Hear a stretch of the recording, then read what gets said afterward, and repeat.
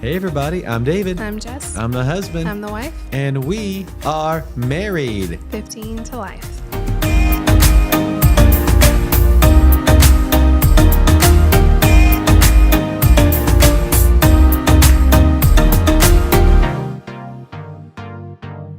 Good morning, hot stuff. Hot stuff. You look beautiful. Oh, thank you. You're very welcome. Every day you look like this, though. Not true. It is true. When I try. Because every day, love puts on the best makeup. Aw, I'm gonna coin that phrase. Love is the best makeup.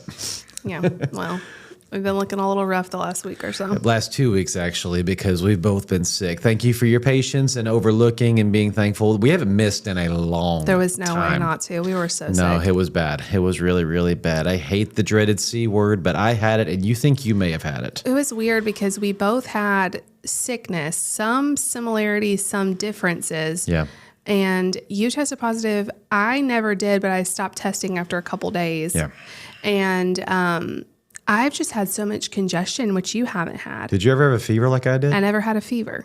Yeah, so our But we symptoms weren't both just exact. felt lousy, sore throat. I had really bad congestion. I still have bad congestion. I think you mainly had a sinus infection. I don't know. I feel like I had something because I felt like, when you have But you didn't have COVID fever or either, you so- have flu yeah. and you just feel achy and worn out and like extremely tired. Yeah.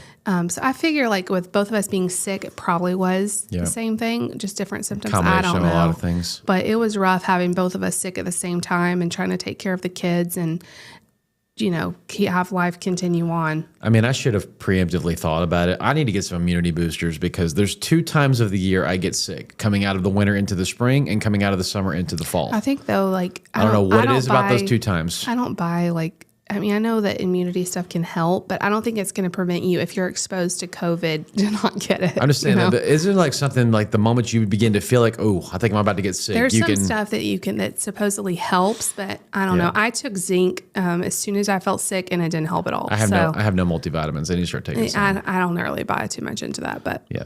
anyway. I mean, I'm sure your body. Maybe like it might help, but I think if you're exposed to a virus like the flu or COVID or something, I don't think it's going to stop. Well, that. what really helped me, and I know we can't do it all the time, but really helped me is getting outside and getting in the sun.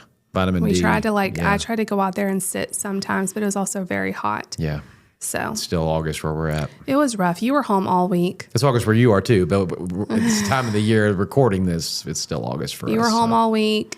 We had the kids. When the kids were at school, we just Yeah, we just tried our best to power through. Survive, just laying around. Yeah.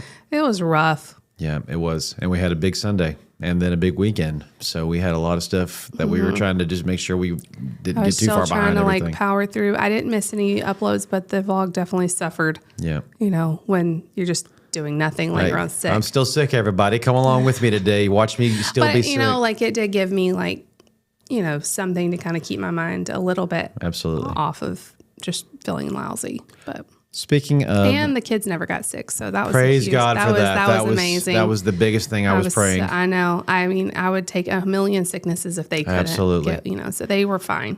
Absolutely. And in Jesus' name, they're going to stay fine. They, kids are so resilient. They are. They are. Especially when their immune systems are boosting very quickly. They're probably one of the ones that brought the sickness home Yeah, from it's school. very likely. It's very, very likely. No questions about that. Speaking of which, so we apologize for the occasional cough I'm still suffering. or sniffles through this thing. Yeah, and probably need to get some Lysol and spray these mics off when we're done. But today is a fun episode because today, September the 4th of 2025, today is the exact 10-year anniversary of Bless Jess. I know, and I didn't even realize that until you told me yesterday. Yeah, because I had it in my calendar. Oh, okay. I was like, how did you remember that? I had it in my calendar because originally, spoiler alert, I wanted to, because Jen normally comes out around Labor Day. Yeah. And I asked her, I said, is there any way you could leave on or at Labor Day and then stay through the Bless Jess anniversary and we'll do some fun stuff on video? And she's like, I can't do it, but I do want to do something else with Jess. Don't ruin the And surprise. so Jess and her are talking about, doing something fun together. And so they're trying to work that out where they can spend some time together because y'all try to at least once a year see each other. We really try to, but it's hard. Like she works, we're however many hundreds of miles apart. And for anybody new to the podcast, that's Jessica's best friend who lives in San Antonio, Texas. And anyway, it's hard to get together, but Yeah. I didn't realize it was 10 years because 10 years in February is when I guess I created my YouTube account or channel. Correct. But I guess I just didn't post for a long time. Right. Because February to September is a long time. Yeah. Well, in the midst of that, you had just come out of, having Lucy. And so that's kind of what started. Well, she was like a year old, Yeah. So I think I must have started in September because I had been up breastfeeding her a lot, just trying to, God, that was a really rough time. And keep my mind from just shutting down. I would watch YouTube videos. And I remember thinking around that February mark, like I really like watching a lot of family vloggers. Yeah. That's what I watched. I watched the same 3 families every single day. Yep. I remember them. And I still have their theme song stuck in my head. Daily Bumps, Ellie and Jared, and Cullen and Katie. And they're all still active on social media, but they don't do daily vlogs anymore, not like every single day. They don't have to. They're huge. And they do some. I think they still do some, but mostly they do other stuff. But anyway, and I just remember thinking, like, that would be so fun to document our family. But life was crazy, and I remember just going back and forth. Like, I don't know anything about filming. I don't have any of the equipment. I don't know if I have any time. And so I just kind of sat on that idea for a little while. Was doing video announcements for the church what gave you the bug to think about it? Well, it made me realize. I remember thinking, like, well, people say that I'm good on video. You are. And so that was in the back of my mind.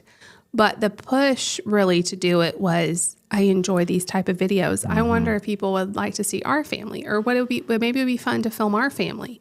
But again, life was so chaotic. I knew nothing about filming. Was the initial internal conversation more or less about, though, just making sure we document as much as we can? Was that the biggest thing? It was sort of like, I thought it would be fun to have our family memories documented. I just want to know, how early in the process did you think I could monetize this? Oh, I didn't think about that. I was about to say. I didn't think about that for a while. I knew people did make money on YouTube, but I didn't even know how much or if it was even possible. I really wasn't focused on that.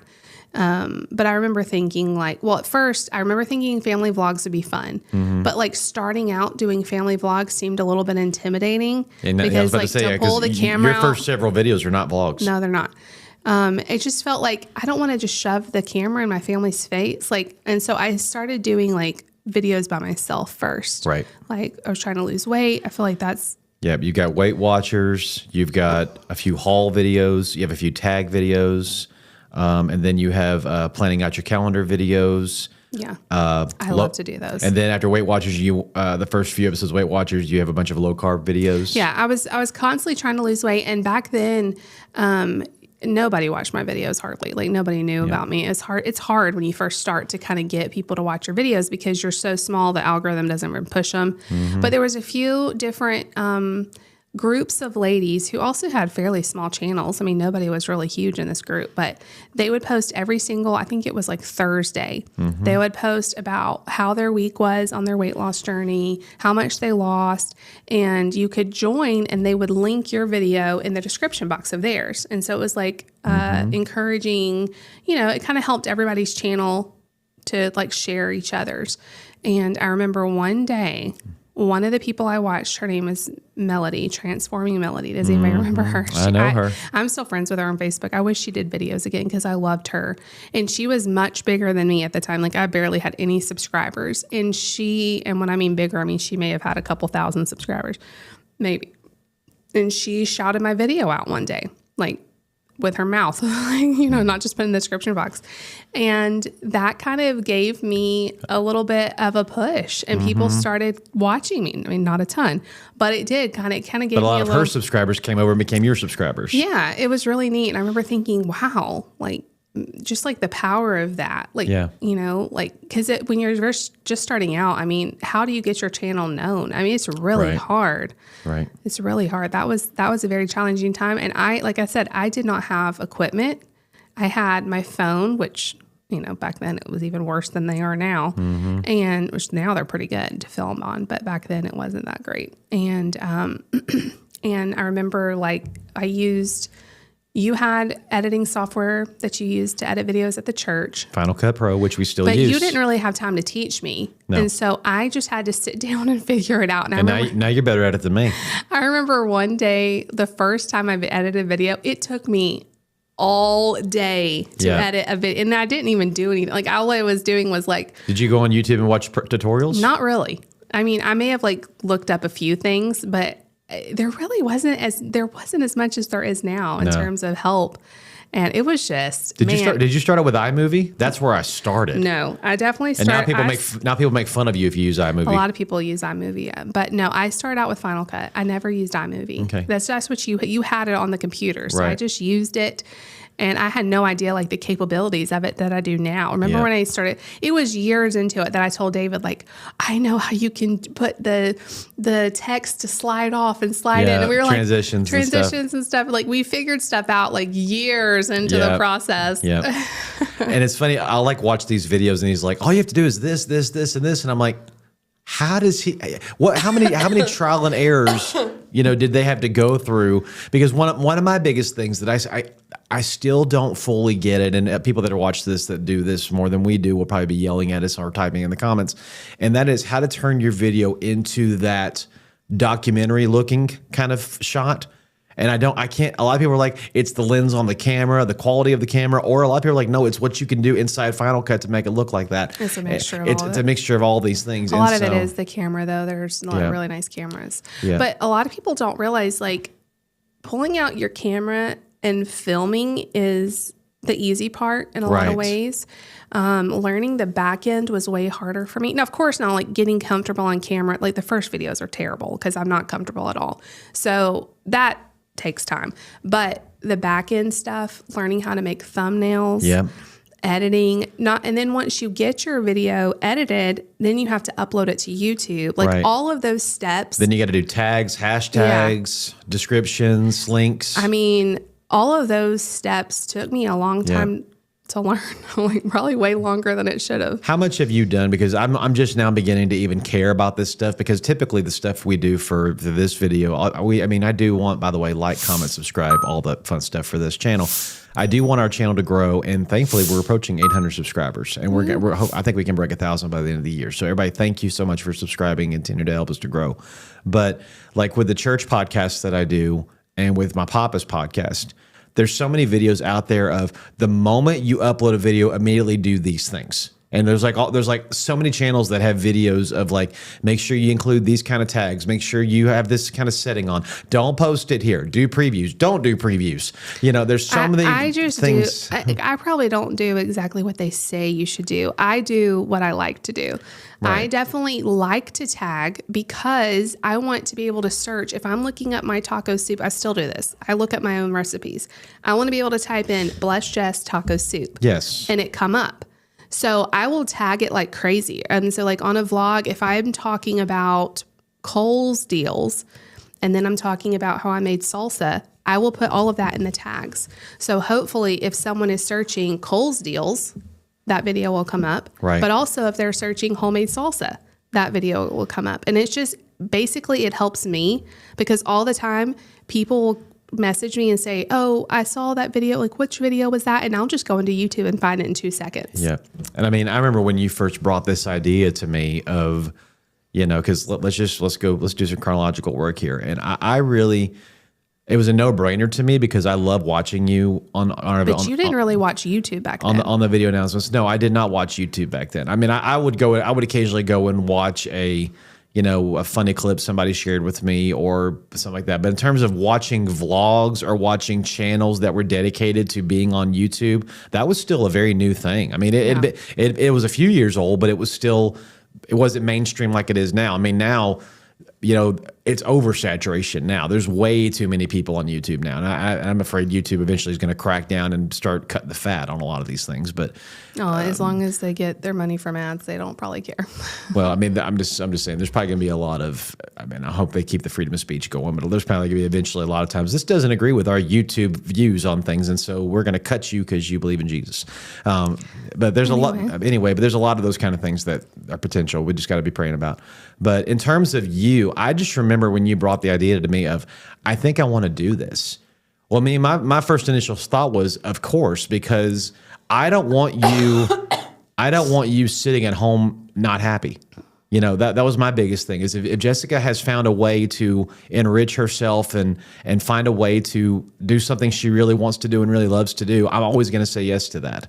And so I wanted you to jump into that. But in the initial thought of it, you talked about vlogging our lives, but then like we said, your first several videos, your first vlog isn't like until 30 episodes in. A lot of it is hauls and speed cleaning. That's kind of the way I like started out though. Like I just wanted to learn before I started and I didn't know how well you would like being in the vlog. Like it's just weird to just you want to protect our children. Yeah. And just trying to think I want to kind of figure out what I'm doing before I somehow try to film our family. Well, what I wanted to ask you is it beyond just getting comfortable being on camera and find out what you're really good at? How much of it was just you needing an outlet? No, a lot of it. Because you've talked on this channel and you've talked to me personally a lot of times because during that time in our lives, you were having a lot of mental stress and a lot of anxiety about being a mom of two and not sleeping a lot and me not being home as much as I wanted to be. And so a lot of your initial starting of Blessed Jess was just, I need to stay sane. Yeah. And well, we were living in Texas, which we've talked about. I didn't have very many friends there. I mean, I had friends, but not they all worked, it wasn't, we had no family. No. And, I'm home. Nate was 3 or so. Yep. Lucy was a baby. And it was hard. Our life was really chaotic, hard. We weren't sleeping. And I didn't really have anything that was just mine. I mean, you had your work and I helped you a lot with that. Right. But also a lot of stuff I couldn't do anymore because we had 2 kids. Right. And I was at home a lot more. And, I didn't know if I was going to have time to do anything else because I felt really stretched. Mm-hmm. But at the same time, I thought if I had something that I was passionate about, I mean, I am passionate about being a mother too, but something Absolutely. For myself, maybe it would just kind of, give me an outlet and help me make friends that, maybe not live in my same city, mm-hmm. but it just that community aspect, it was really interesting to me. Was a lot of the early videos being weight related? Was a lot of it also accountability? Absolutely. I've wanted to lose weight forever and ever. I feel like ever since college, really. I lost a bunch before college and then slowly kept gaining it in college and after, mm-hmm. and then having babies and stuff. And I remember thinking, well, maybe, and, I joined these other collabs that were all losing weight. Mm-hmm. Maybe, that community aspect would really help me, and the accountability of posting your weight on public forum like YouTube. Maybe that would help jumpstart me too. What in your experience of working on YouTube, I mean, we don't want to spend too much time here because this isn't part of our lives anymore, but what weight loss community has a very strong YouTube presence and I will say the number one is Weight Watchers. Yeah, is it because they're probably one of the biggest brands? I think so. It's just such a classic weight loss tactic. I don't know the word, but so many. If anybody's ever done, is it easy access to it? It's really easy to sign up. I mean, it's fairly straightforward. The community aspect is huge. It's huge. So I found when I did Weight Watchers, my views got up when I did Weight Watchers because so many people are looking for Weight Watcher recipes, mm-hmm. Weight Watcher ideas. But Weight Watchers never really worked for me. Right. It was, I don't know, it just never really caught on. But I did enjoy that community aspect of it, right. which I feel like if anyone's ever tried to lose weight, you've probably tried Weight Watchers mm-hmm. at some point or maybe multiple times. So they're good at advertising, that's for sure. Yeah. Almost every 4th or 5th commercial on your streaming service is a Weight Watchers commercial. And to me, it just makes sense. So that's what was so hard with it is maybe we can do a whole video on our different diets we've tried, but oh, absolutely we could. for me, like, it makes sense. Like, this should work. But it got to be so tedious. And when that's what happens with me with counting calories or if it makes you anxious, you don't want to do it. it's like every little thing you're constantly thinking, how many points, how many points, how many points. And eventually, like, I'm just like, I don't want to think about it anymore. I don't want to deal with this anymore. Everything just becomes points. And it kind of drives me a little bit mad. Yeah. Something else that you started doing in the early stages of this was tag videos, which is actually what got me in. Really? Yeah. David always likes the first ever video that I was on was a tag video you really? did. And then I went back after you did and I watched all the other tag videos you had done previously to that. And so they never do well though. That like you always I like filming them too, and so does David, but they never do well in terms of views. I don't understand. Maybe it's oversaturation again. There are so many people that love to do get to knows, my top 10s, recaps of things like that. And I think they probably enjoy those more too because it's what they're passionate about. It's these are my favorites. Of course I love talking about these things. But it's like, but if they're not your favorites, why do I care?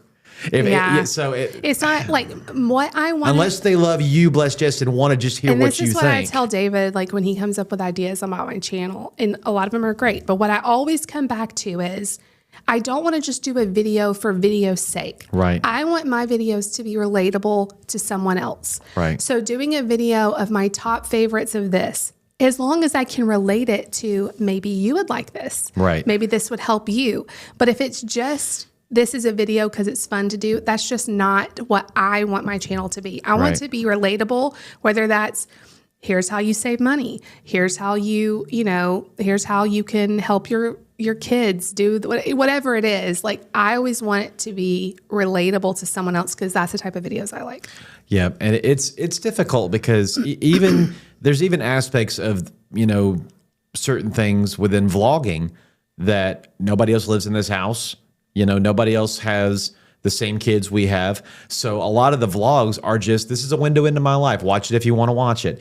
And so it is difficult to come up with because this is the constant thing that I struggle with anything is what's going to hit. Oh yeah, you never know. What? Because sometimes, and that's what's funny is, and I was going to talk about this with you. The top videos on your channel that have the most views of any other thing are things that just every single one of them, there's only one thing that's consistent. I want to ask you this. In your top 10, there is only, of the top 10 videos you have that have the most views, there are 4 out of one category.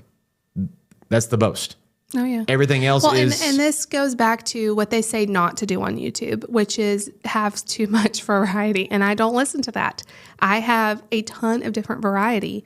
I have vlogs, I have taste tests, I have hauls, I have, what else is there? I mean, Bible studies, I have tag videos, I have empty videos. I just have this huge variety of videos, right, which probably has hindered lunch videos, dinner videos. It's probably hindered me in a lot of ways, but it's what I like to do. It's what I like to share. And it goes back to being, I want to be relatable. Here's how I make dinner. And the vlogs necessarily may not... what I think they are for people is, yes, they're a window into our life, but also it's just like kind of like if you need a friend and you're just sitting there talking to your friend about your day, I feel like that's what the vlogs are to people. Right. Kind of like companion almost. Day in the life, yeah. It's a day in the life, but it's also like, hey, come spend the day with me. If you're lonely, if you're busy, people washing their dishes, exercising, and they just need a buddy. That's what I feel like the vlogs are. We should have used AI to figure this stuff out, but I wonder what percentage of your channel are vlogs. I'm sure it's got to be a lot. It's got to be over 60%. Oh, well, easily, because most of what I film are vlogs because they're easiest to film, and I like to film every single day, which I know is crazy. Like that is crazy. And I bet you're in the 1% of people that do something every single day. Oh yeah, most people don't do that. Most people will tell you not to do that. Oversaturation, white noise. But I really like the routine, and I feel like the audience really likes the consistency. Absolutely. So I like filming every day. And so if I film every day, I can't do some crazy video every single day. I mean, you know how long editing takes. Yep. But for the vlogs, they're super You've fast. you've gotten faster, but the initial rule for editors is for every 1 minute of video, budget 1 hour of editing. And that's true with like videos that have a lot of editing, like maybe taste test videos or like when I do some sort of brand deal, I will spend an hour easily on 1 minute or less, or maybe more than that, because there's B-roll, there's text going up, there's, blah, blah, blah, blah, blah. And, but for the vlogs, it's not that much. I'm just copy pasting and, maybe adding a little bit here and there. Every single person out there that loves to do this, I'm sure at some point when you get big enough and the paycheck begins to look like maybe I can start doing this, there comes that question then of, do I pay someone else to edit? Yeah. And then do I just focus on creating and then I send it off to them or drop the files to them and then they edit it? And then I know a lot of people, there's a tipping point with that because some channels, when you get to that place, you can talk about it and be like, okay, well, I'm losing some of my money to pay this person to edit, but I know in the long run they're going to be able to generate and do better, and so there's a chance that I might be able to increase. But you and I both, for some reason, we love being hands-on with our stuff. Well, and I think a lot of people are like this, and I'm not saying I would never. I mean, you edit some videos for me. Sometimes. But I mean, most of your vlogs are just cuts. They're not. There's not a lot of editing to it. But I would still have to watch them back because sometimes, I'm watching something and I'm like, oh, I said that completely wrong, and I'll have to fix.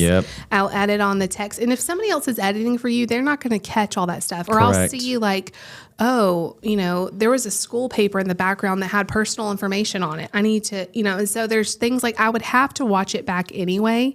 So I feel like I would rather just have control of what that vlog is going to look like from start to finish, as opposed to sending it off, then having to rewatch it and all of that. Yeah, I agree. I'm the same way. Now, if it was like a technical one, like the ones you do for me that are highly technical, the taste test graphics and all that, I'm fine with sending those off. Yeah, which is to me. Yeah, good luck. Yeah, I don't like editing those. You don't send them off. You just hand them over.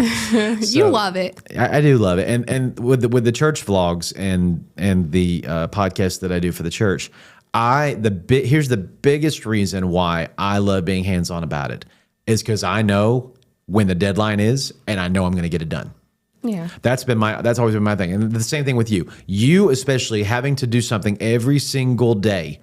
If you put it in the hands of somebody else and then they have a medical emergency or they have to take care of their sick kids and those memory cards are just sitting on their desk not getting edited, that drives me crazy. And so knowing that I need to have content done that's going to go up every single week, I can't imagine being there the night before it's supposed to be there, going into the YouTube channel every hour and going, how come it's not been uploaded? How come it's not been uploaded? I can't live that way. Well, and so I have to get it done myself. To me, it's also, the editing part is also so representative of the creator. Yes. And like the music you choose to use. I mean, that may seem it's you in a video. Right. And so it may seem like, well, who cares what music? Or give them a list of music. But I just think that it's such a reflection of your creative style, even if it's just copy and pasting a vlog, how it's worked together. And I know when I'm filming, okay, this is kind of how I want it to be edited. Yes. This is the song I want, or I'm going to do this little thing here. So I'm constantly thinking that. And if I were to give it to someone, I feel like I would have to go into all of that. Absolutely. And it would just be easier. I enjoy the editing process. Yeah, for me. For the most part. Yeah, for me, I'm the same way because as an artist, I'm all about storytelling.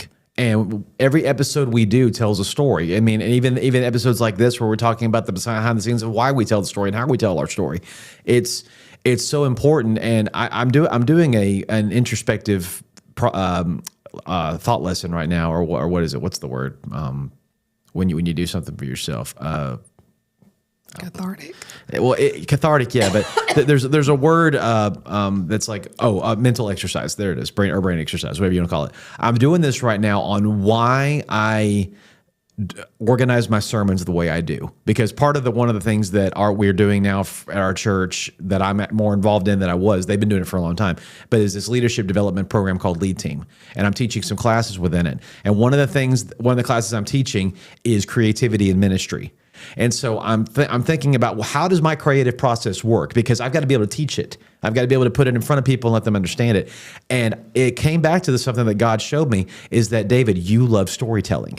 That's why I love movies more than TV shows. That's why I love, the adaptations of a book as opposed to reading the book. That's why I love hearing illustrations and sharing illustrations in my messages, because if you can get people sucked into a story, then they can get more invested into why that story is important or whatever. And so when it comes to my editing, I try to edit it in a thing of from beginning to end, what journey did you go on? What was the story of this episode? What was the ride that you went? And at the end of it, I want every single episode of anything I create that when the moment it's over, you wish it kept going. And the moment it's over, you're like, I want to watch that again. Oh, Lord. And I know a lot of times that's not doable, especially if it's a really heavy topic or a lot of content in that topic. But when I watch your vlogs, especially, that's what I love about your channel is it's the story of my day. Yeah. You're telling your story, and if you like this story, then keep watching for the next chapter in the book. If you don't, then it's well. Maybe What not, I love about vlogs, and I've said this before, but I watch people that are like me, that are moms, that are doing their thing, Right.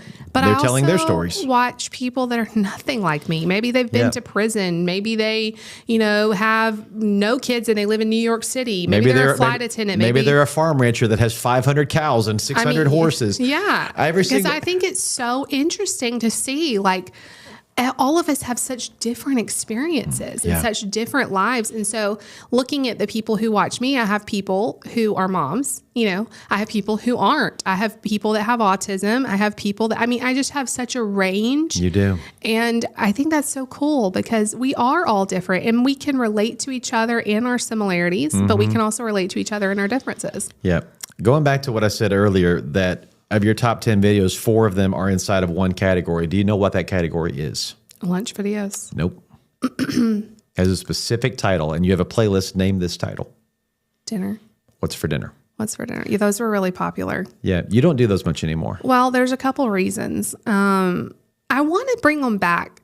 I started doing them. Let's say 4 of your top 10 are those videos. Yeah, I started doing them. I would just show every night what was for dinner. But then this type of videos started blowing up. These people have hundreds of thousands of, maybe even more than that, started after me. And now they have all these subscribers. And they would show what's for dinner, but they would do, they would cook. So they would show you, it would be kind of short. So that maybe each dinner thing would show you in a couple minutes of how they made it. And so I try to do a few like that, but it is time consuming. You got to film every step of the process. Yeah. And usually dinner time is the most stressful time of the day with the kids. There's people everywhere, it's just, and so. Well, now that they're older, it's not as bad. It's still kind of chaotic with homework. Last night I was doing homework at the same time I was making dinner. You were gone at church. It's always chaotic. Right. And also, our kids do not eat the same dinner as us most nights. Nope. We have one with autism. We have one that's extremely picky. Well, all of them are extremely picky. And we're on, Where'd they get that from? Well, also though, we're on a weight loss journey. Yep. So, we've been eating differently even than we had in the past few years recently. Last couple of years, we've been eating differently. And so I don't know, I just don't like I try to anticipate the hate comments. And I know they're going to come, but I just don't like answering 100 times, why aren't your kids eating that? What are your kids eating? Can you put tags in your channel that if someone asks a question that just never shows? You can put keywords that will flag it and knock it out. Why don't you just keyword the word why? and just avoid them altogether. So I don't know. You don't have to know why. Just watch. I may bring them back eventually. It just got to be such a headache where I didn't enjoy filming them anymore. It just was a lot of work. And then on the back end, I got all these people, which I don't know why people are so upset about if your kids eat differently than you. That whole thing of, and this is exactly what I said before I was a parent. Well, when I'm a parent, they're going to eat what I make or they're going to starve. Well, nope. That's great if that works for you. That doesn't work for us. Those little faces are too powerful. Nate has autism. And so even if he wanted to eat a lot of that, he physically can't. No. And Mark, the same way, he would just choose not to eat. Yeah. And so, we work with their pediatrician. We work with, what we are trying to do our very best. And I trust those voices over strangers on the internet, So Yeah. Talk about when you do a video and let's go both ends of this. Let's start out with this one. You do a video, you're excited about it. You put a lot of energy into it. You really think about it. You plan for it. You create it, and it don't do nothing. This is going to be my biggest piece of advice. Do those videos for you. This is what I do. Yep. And this is why I tried to tell him, but he doesn't always listen to me. Listen to me. If you have videos that you're creating, create them, put them out there. Don't look at the analytics. Don't obsess over the likes. No. Don't obsess over the comments. Do the videos you like to do. Trying to please the algorithm, please the people, you will drive yourself crazy. I would have never lasted 10 years if I looked at it like that. Correct. Because the videos that we had blow up, we've tried to recreate. You can't, Nope. It's impossible. And if you're constantly chasing this algorithm, chasing how much money you're going to make, how many likes you have, dislikes, you will drive yourself insane. And there are people that with major channels that we watch that they have a person that works for them that is their sole job. Is studying what hits and what's the trend and how it will make the video better. And if it's a business type thing, and I understand like search optimization, but if you are doing, my biggest piece of advice for people that want to do YouTube is do it because you love it, not because Right. you think you're going to strike it rich. Most people don't. Right. You could find way easier ways to make money. But if you're loving what you're doing, I think obsessing over the likes, the comments, the views, all it will do is make you discouraged. Sucks all the joy out of it. It does. And like even looking at subscription numbers, I know we're trying to get to 1,000. I think that's fine. Like to try to hit a certain number and be excited about it. It does open up the channel, the ability to monetize it. But for me, that's a number that feels good to hit it. It does. Yeah. But this is where But if we don't hit it, we're not going to stop doing the channel. This is what gets you, and this is what trap I fell into at the beginning. What's it today? Oh, it's 882. What's it tomorrow? It's 881. Who left? Why would they leave? I know. And then you go crazy. Welcome to pastoring. Why'd they leave the church? I haven't seen them in 2 weeks. Are they thinking about leaving? You can't live there. You can't, the numbers You can't will live there. drive you crazy. I don't look at my likes and dislikes. No. I don't look at my, really my subscriptions. I'll notice it's getting close to a big round number. That's exciting, but I really don't focus on that. I really don't. Yeah. I try not to because my mental health, I can't focus on that or I would be miserable all the time. Absolutely. So then talk about the opposite, like your number one video, which was an Aldi versus name brand taste test. Mm-hmm. That video you and I did in Georgia. It's really not that great if you go back and watch. It's not a great video. I think I edited some of it, but I think you edited most of it, so it's not even that. You're gonna blame me. No, I'm saying it's not that flashy. I mean, this is before we really started getting into. Yeah. And honestly, this is what changed our mentality on it. Going, if this kind of video is hitting, then okay, David, come in and let's do more of these things. And we did a lot of comparison taste tests after that. But that video, you just filmed it out of the blue because you saw a bunch of comparative things and thought this would be a fun video to do. That thing is approaching 200,000 views, which for your channel is monumental. Yeah, some places that's nothing. But, to me, when a video does really well and I'm not expecting it, I just look at it as a happy accident. Absolutely. I just look at it, well, that's cool.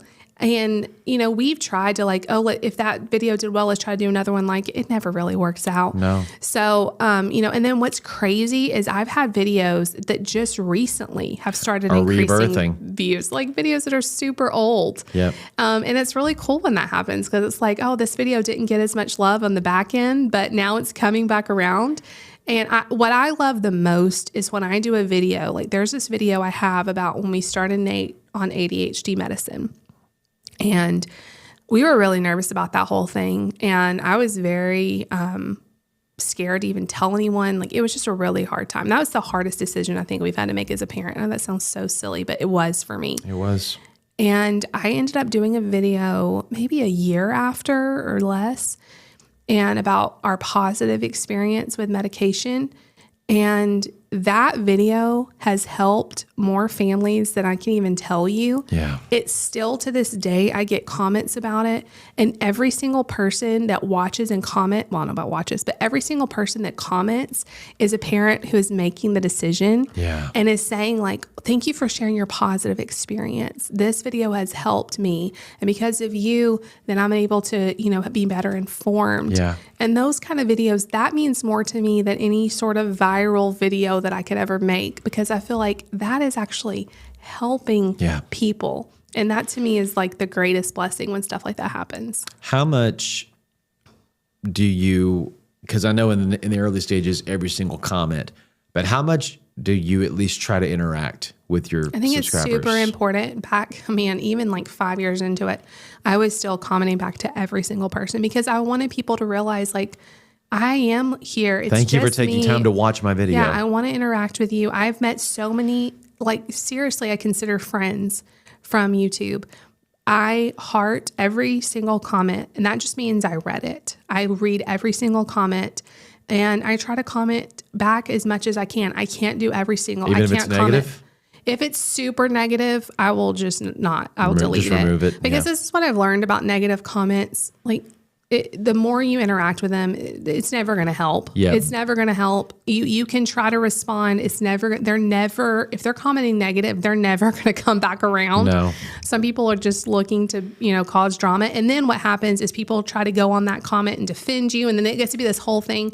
I find it best to just delete it. Yeah. Congratulations. This person did this intentionally with one thing. I'm going to try to get a reaction. That's all they want. They just want attention. That's all. And the negative comments used to really bother me. And I'm not saying they don't ever bother me. That's hard And some sometimes. people comment stuff and they don't even believe it. They're just doing it to be that way. Well, nobody would ever come up to your face and tell you you're a terrible person or you're fat. Keyboard warriors. But yeah, they'll hide behind a computer and tell you. And you have to have really thick skin. And you have to, this is what I tell everyone. Or a very fast delete button. This is what I tell everyone. When in doubt, just delete it. If it's even a hint of negative. And then they come back and go, why'd you delete my comment? I have a right to leave it. This is what I say. Delete and hide the user. So they won't comment again. Yes. Don't give them the chance. If they wouldn't say it to your face, don't let them say it in your comment section. It is your personal space. They do have the right to leave it. You do have the right to remove it. And I want my space to be as positive as I can. And I used to give people the benefit of the doubt, and I would give them several chances before I deleted them. And it just caused too much stress, too much drama. And I just started being extremely picky, liberal with the delete button and the hide button. And I'm not picky at all. Like if you are slightly rude, you're hidden, because I don't want to spend my time. And your viewers don't need to read those comments. They don't need to read that. Even if it doesn't bother me, reading that, it just puts everybody in a wrong space. It's just not healthy. So I always tell everybody, don't feel bad at all. Like if it's rude, even a slightly bit rude, and you can tell the video. I mean, if it's somebody has an honest critique, that's fine. Or like a question, that's fine. Absolutely. But if it's rude, I'm not trying to be mean, but that's cute. Yeah, you're about to be mean. People, if I could give a little bit of comment 101 here. Anytime you phrase something like that, the word but basically says draw a line through everything I just wrote before this but. In other words, there's nothing after that matters. There's nothing you can say. So there's got to be a better way to phrase it. I love direct comments. I love when a person just flats out and says, "Hey, I watched this. I don't agree with it, and this is why." I'm fine with that. I respect that. I respect that to the moon. I thank you so much for that. People aren't saying that when they say I don't mean to be mean. It's usually a very cutting. I don't want you to be mean, but you look terrible today. I don't mean to be mean, but you shouldn't have done that. It's just meanness. That's what I'm saying. It's just it's not like a constructive thing. Because Jessica will tell you my biggest pet peeve with people is passive aggressive. I love it when people just come out and do, "Hey, dude, your shirt looks bad. Go change your shirt." I would much rather hear that as opposed to, "Oh, you picked that today. Good choice." Oh, I don't want you to tell. I hate it when I don't people want act you like to that. be passive aggressive, but I don't want you to be aggressive either. So I don't want you to tell me my shirt looks bad. It's none of your business. That's how I feel. But don't be ugly. I'm talking somebody that matters. If they don't matter, and I'm never going to see them again. I don't care what you think, but I hate it. I prefer it so much more when Jessica's like, David, go change your shirt. Go change your shirt. I'd much rather her say that than, interesting choice. Because then she'll tell you, I storm into the bedroom angry because I hate it when people talk to me that way. I prefer honesty and straightforwardness. Yeah. Over So, anything. I mean, the negative comments are just part of YouTube. That's unfortunate. It comes with the territory. It comes with the territory, but give it your. Oh, and then that's the other thing. You chose to put this video. You should accept whatever comments we have for you. That's the other thing. You chose to put your family in the public eye, so we are allowed to say anything about your family that we want. Fine, you can say it. And I have the right to delete everything you just said about my family. Because I'm not giving my personal energy towards that. Nope. I'm not like that's just horrible behavior. Yep. Who does that? Yep. I would never go on somebody's channel, even if I didn't like what they were posting. First of all, I wouldn't watch it. I just wouldn't watch it. No. But I would never like go on there and comment anything. Like I No. just can't imagine that. So this is how I look at it. The people that are leaving those comments are hurting themselves. Absolutely. They are miserable for themselves. And so I Yes. feel bad for them. Yes. I feel absolutely bad for them. I say a little prayer for them. Like, if they're really thinking that, like, bless their heart. Like, that's just Such a sad thing. Bless your bless heart. your heart. Like, I hope your day gets better, you know? I mean, man, like if that's what you're spending your time doing, watching somebody that you don't even like. Because how the abundance of the heart, the mouth speaks, or the fingers type. And so if this came out of them, then somewhere inside they're not having a good day, Right. or they're not. Because even having on a my great worst life. day, I wouldn't cut someone down. No. I wouldn't talk about them like that. So No. if you are doing that, that means there's something messed up on the inside of you. Yeah, absolutely. And that's just been my constant stance on things is this standard goes both ways. If you feel you have the right to say this, you have to also know that because this is my channel or our channel or your channel, that I have the right to come behind and go, I don't have to hear that, or I don't have to see that. And then because we have to live in a world of fairness. That's the way it is. There's justice, which means the scales are even. And so you saying I have every right to do everything I want to do to you and you have no right to do anything back to me, that ain't reality. And There's I consequences actually for every have action. more right because this is my platform. Correct. This is my home on the internet. Yes. So I have even more right to create the space that I want. Right. And if I don't want even a hint of negativity, I have that right. Yeah. This is why I hate homeowners associations. It's my house. If I want to do this with my house, it's my house.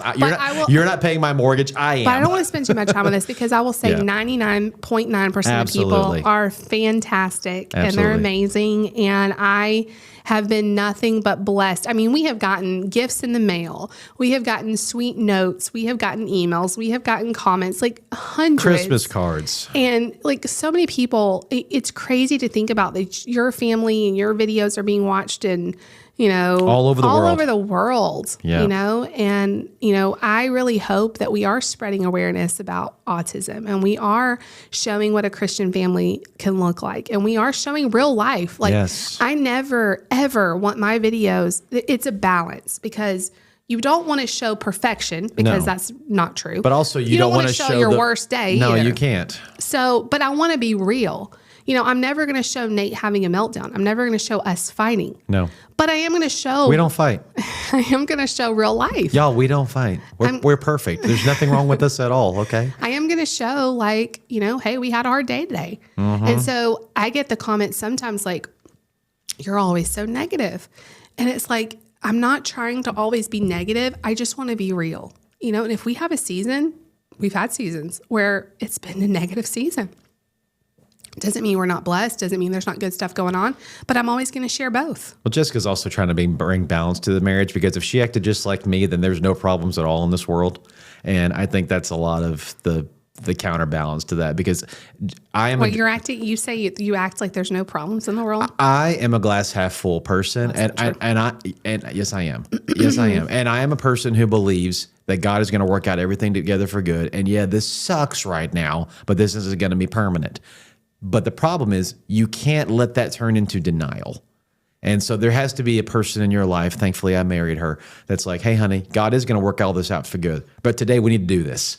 And today we need to fix this. And today we need to work on this. And I think a lot of times people interpret your pragmatic, reality-based mentality as being a buzzkill or being negative, when in fact that's not your intention. Your intention is not for me to walk in with my happy balloon and you poke a hole in it. That's not your intention. Your intention is to say, look, I firmly believe in everything good about all these circumstances, and this is going to work out. But I'm not going to sit in my chair and just wait on these things to happen. In the meantime, I'm going to work towards that result and work towards believing. And I believe God honors that. And so a lot of times I think when people are saying, you're just so negative, I get angry at that, because Jessica has such a perseverance and a resiliency and a refusal to just sit back and let things happen. If something happens, I'm going to react to it. I'm going to push through it. And so I think a lot of times the camera can only show so much of your life. If they showed the hours of prayer and the hours of thought processing and the hours of trying to fix things, the hours of, well, to prevent this from getting worse or to make things better, people have no clue what you go through. It makes me angry because you don't know what I've been through in my life. No. I've been through really hard times. I Very. mean, I could have died as a teenager. I've been through sickness. I've been through a lot of things. And so it makes me angry when people are like, oh, well, just if you're going through this hard season, I had people that would tell me, well, just trust God. You're going to be okay. That doesn't take away from the hard day that I'm having right now. I can't just believe my way. Did I believe God was going to take care of me? Absolutely. But that didn't mean in the moment it wasn't hard. Right. And so I think when people, I love that David is very positive, but I also I always try to be empathetic to where people really are. Yeah. And I get angry when people are like, you're either glass half full or you're glass half empty. And the glass half empty people are terrible. Yeah. I think there has to be a balance, Yeah. and it's called reality. If you're an engineer, the glass is just twice as big as it needs to be. There's called reality. And I believe that God is faithful. I believe that, he's got us in his hands. But at the same time, I'm okay to sit down with you and go, you know what? It's hard right now. Yeah. It's really hard. And I think that is a gift to be able to empathize with people. The Bible says, weep with those who weep. Yeah. And it makes me angry when I was going through as a hard time as a teenager and people would just, oh, honey, it's okay. It's all going to be okay. Stop. No, it was hard. Mm-hmm. Sit with me, hold my hand, cry with, I didn't have very many people who treated me like that. And that's how I want to treat others. Not to say like, oh, here's all the negative parts. But I do think that it's okay to feel those feelings. Yeah. That's my take on it. No, I agree with you. And that comes into, the pulling this train into the station, finishing these things out. The impact your channel has had on people that did not believe in God, and now they do. Did not go to church, and now they do. Probably considered terrible scenarios when they found out their kids had autism, and now they are thriving with autistic kids. How much do you sit back and thank God that he birthed this ministry? Because that's what it is, that he birthed this ministry. And now you have a church of 25,000 plus people. Can we call it that? No. That's what it is. You pastor these people.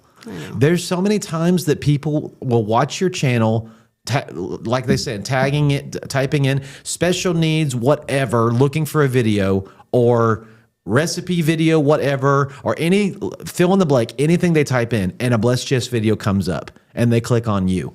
They get what they're looking for, but they also get the gospel. They also get a life that is trusting in God and submitted to God, and a woman who's a definite Proverbs 31 woman. They get all of these things from you. I mean, do you ever even get the chance to sit down and just think about that and just think about how God uses you? It's amazing because for so long in ministry, I have just felt like I didn't matter as much as you. And that's some of it was just for me. Some of it was because people kind of looked down on me because I'm not called to full-time ministry and I am a full-time mother. Yeah. And even the churches that we've been at recently, not a lot of people watch my videos. Some do. But it's almost like it gets looked down on, like, oh yeah, she makes videos, good for her. Which translations, she loves to hear herself talk, or she loves to watch her face. Yeah, which I don't agree with at all. But I think it's just because they don't understand the reach it has. No. They don't understand the impact it has. Yes, I may be showing my grocery haul, but there's a lot more to it. I'm connecting with another mother. And one day when that mother has a child that's diagnosed with autism, maybe that mother's just going through a hard day. Maybe who knows what's going to happen to her. Maybe she'll see a video of mine because she watched a haul, and she'll connect with me in a deeper way. Right. And God works all of these little ways out that we don't know. Like, how does a grocery haul lead to someone, being encouraged?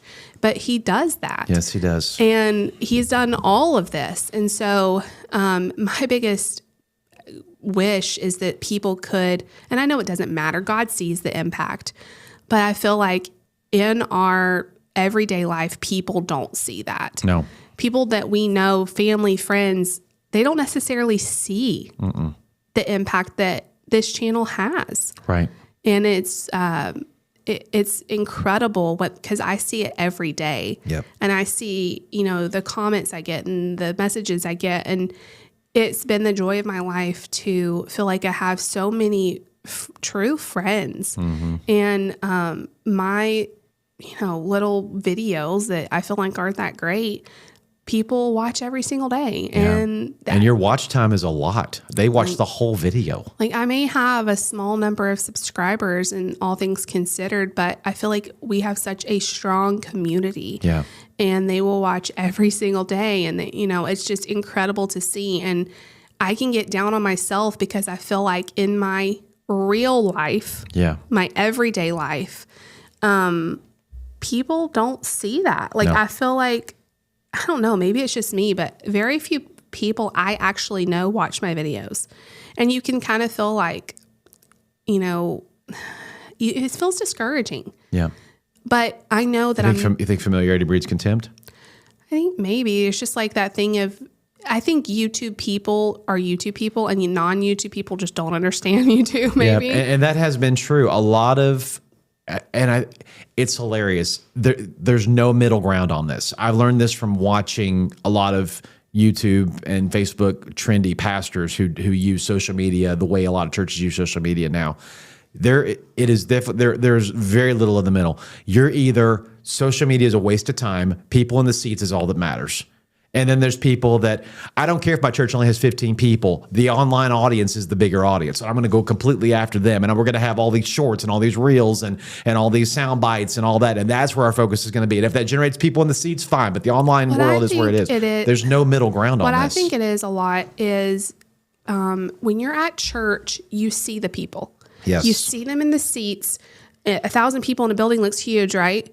Well, I have over 1,000 people that watch me every single day. Exactly. But that number, even to me sometimes, it becomes just another, like, it's hard to picture that. Right. And then, but like I said, if you swing the perspective to the other extreme, only 1,000, you're not very successful. So I'm saying it's like there's two extremes. Either, okay, well, congratulations, you have 1,000 views, but you don't have 1,000 people in your church, so who cares? And then you have the other one. Well, you got 1,000 views, but you don't have 100,000, so you're not successful. Who cares? There's no middle happy ground for these people. Yeah.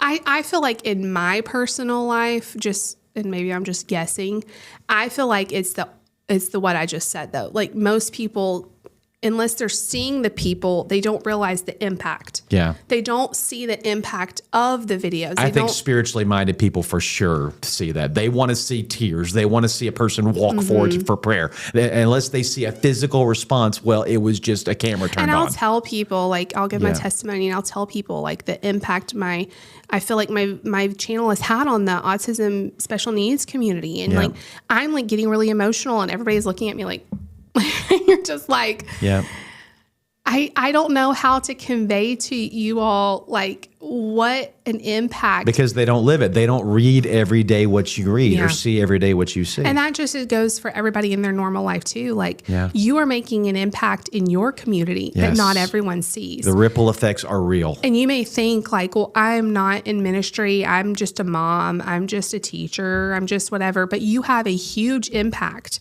And other people may not see it. You may not have a YouTube channel, but you impact your community around you. You impact your family. You impact your friends.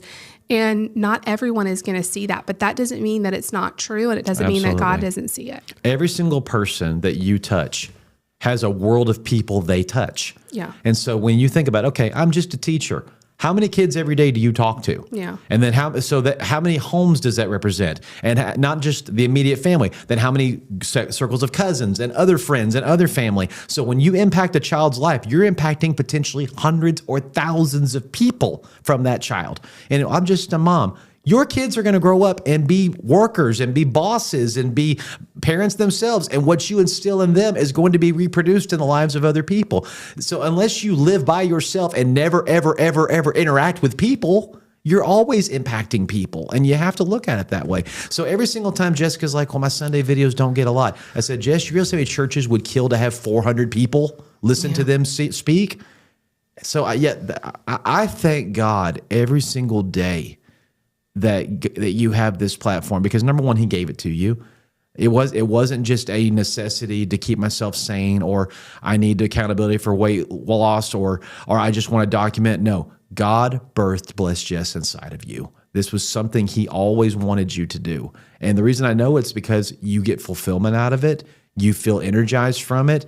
You feel alive when you're doing it, and it's impacting and changing lives. There will be people in heaven that will walk up to you and go, I'm here because of your channel. Yeah. There will be. It's crazy to think about. Yeah. It's crazy to think about. And I'm constantly trying to find new ways to connect with people. And as YouTube has changed over the last 10 years, I mean, it has changed so much. I could tell you 100 different ways it has changed. And I'm trying to be relevant to who I was, but also change with the times. Absolutely. And it's a struggle, and I feel like I have people that I know on YouTube and friends and stuff that create videos, but nobody's necessarily like me, just like nobody's like any of you. And you're constantly having to just figure it out and trust God that he's going to lead you the right way. And if I ever have 100,000 subscribers, 1 million subscribers, all that's in his hands. No. And all I can do is that doesn't mean I'm not trying. I'm trying right now to get more on shorts and reels and do all this new stuff that YouTube is really pushing, because I think there's a bigger audience out there. Yeah. But at the same time, like, God's in control of bringing them to me. Absolutely. All I can do is do my part. That's it. That's all I can do. And all you can do is do your part. And don't worry about the haters. Nope. Don't worry about the people in your life that are saying it's not enough. Don't worry about the critics or anything else. Like, you do your passion. Yep. Do what you feel called to do. And I do feel called to continue on with this channel. If I didn't, I would have stopped a long time ago, because there's been hard days. There's been bad days. There's been hard times. But more than anything, it's been a complete joy. Yeah. And I'm so grateful for it. And I'm grateful for it too. It's been a thrill. And I now, every now and then, will go back and watch earlier ones, because now I'm like, I want to remember what Nate looked like at 5. I'm so glad that we have videos. And I know, like, everybody has a different opinion of putting your kids in the videos. And back then when we started, it wasn't like people put their kids on social media. It wasn't a thing. And I am careful about what we show. Right. But I am so glad. I mean, just think of your own home videos. I have home videos when I was a kid, but they're like hours long and they're random. And they're in VHS form. Who has that anymore? We have edited videos of our kids, and it's priceless to me. Yes. It's memories we would have never remembered all of them. Do them. you ever fear losing them?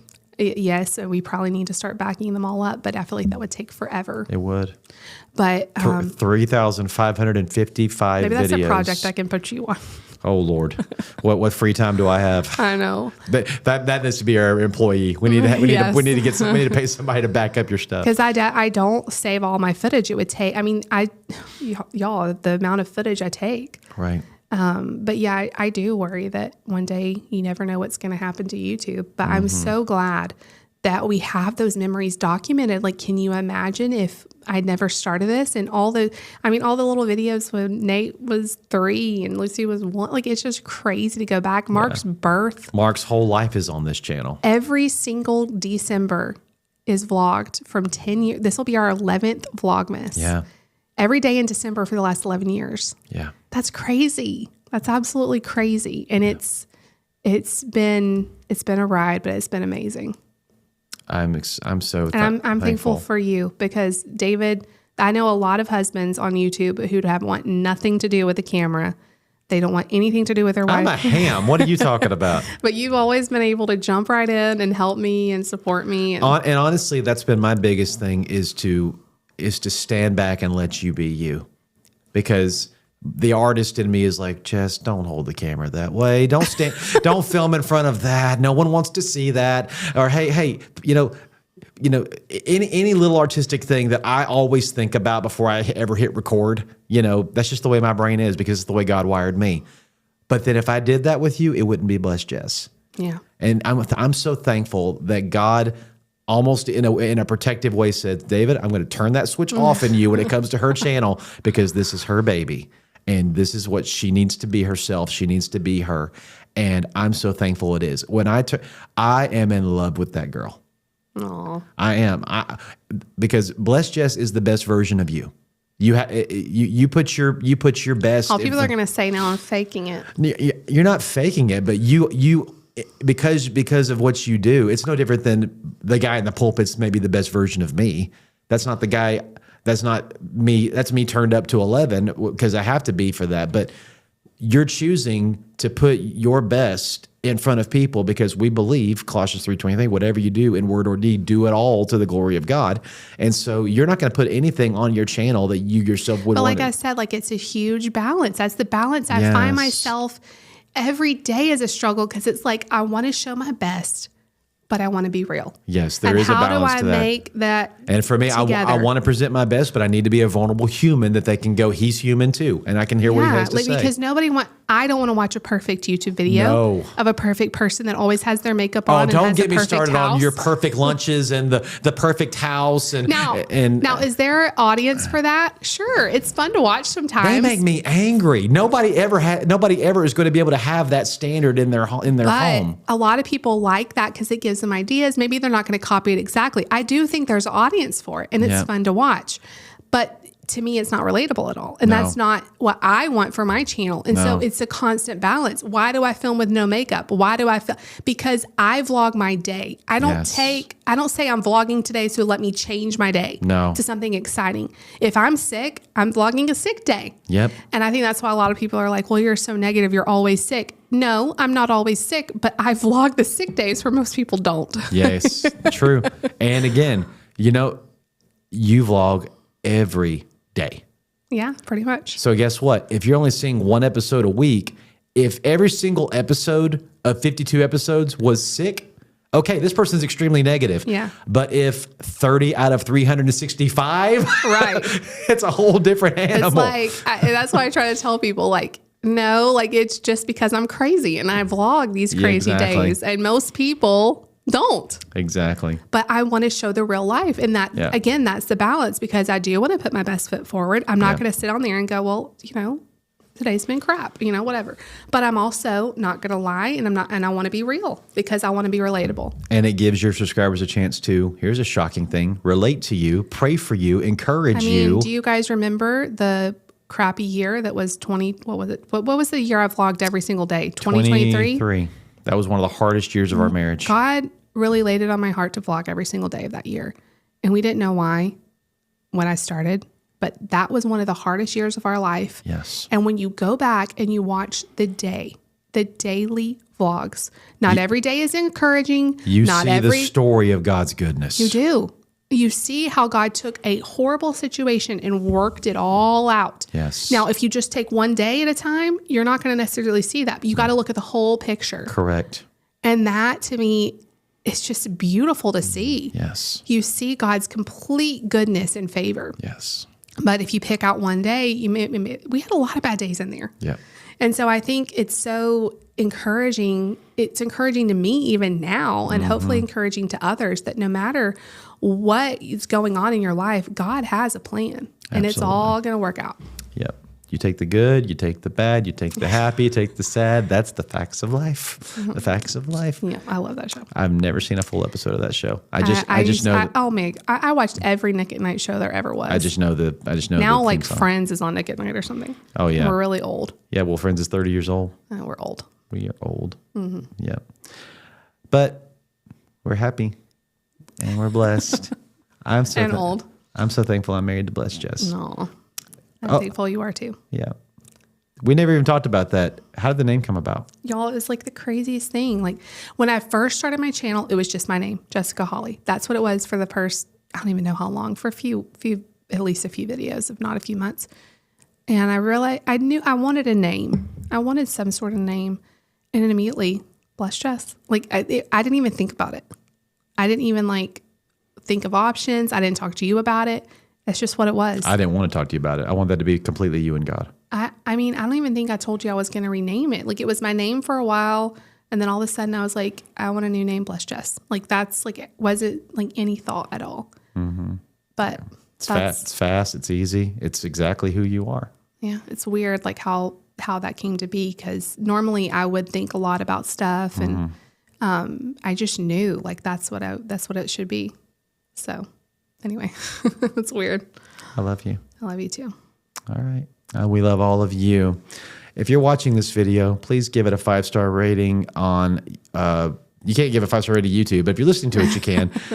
If you're watching or listening, leave us a comment. If you want to give us a long, lengthy comment or a voicemail, you can send those to us at married15tolife@mail.com. Sweetheart? If you're watching on YouTube, definitely give this video a big thumbs up. Click the bell to be notified when we post new videos. Subscribe if you're new, and also leave us a comment down below. And everybody, go to Blessed Jess channel if you haven't already. Click subscribe. Click the bell so you don't miss any of her videos. She vlogs or posts a video every single day. A lot of videos are in category. There's a lot of playlists. There's a lot of videos from the past. You can go back. And thousands. 3,555 to be exact. Yeah, we looked it up. And you can go back and watch every single one of them. Laugh, cry, be motivated, be encouraged. Is there anything on the horizon you're working on that you can tease right now? Like I said, I'm really working on shorts. I'm working on, I want to incorporate a lot of our weight loss, maybe some fast food ideas on a weight loss journey, recipes, deals you can find. But I also want to be open. So let me know if there's a type of video that you guys like to watch. If you've seen my channel, let me know if there's something that you want me to bring back, because I'm always open to that. Right now, I'm just like trying to get back in the swing of just kids being in school and everything else. But I do want, I am putting more effort into my channel at the moment. And it never stops. No. Every day. Every day. And just like a train. And I'm so proud of you, like the mail. I love you so much. Everybody knows, like, if I don't have a video what happened to Jessica? They all message me. And I love it because, like, that just shows you, like, how much they care. They care about us. And people know, like, I am consistent. So if the video's not up, there's either a glitch or somebody's sick or something. Like, I get the concerned emails. So I love it. And I love you. I love you too. Until next time, everybody, I'm David. I'm Jess. I'm the husband. I'm the wife. And we are so blessed and married. 15 to life. Love y'all. Have a good day. Bye.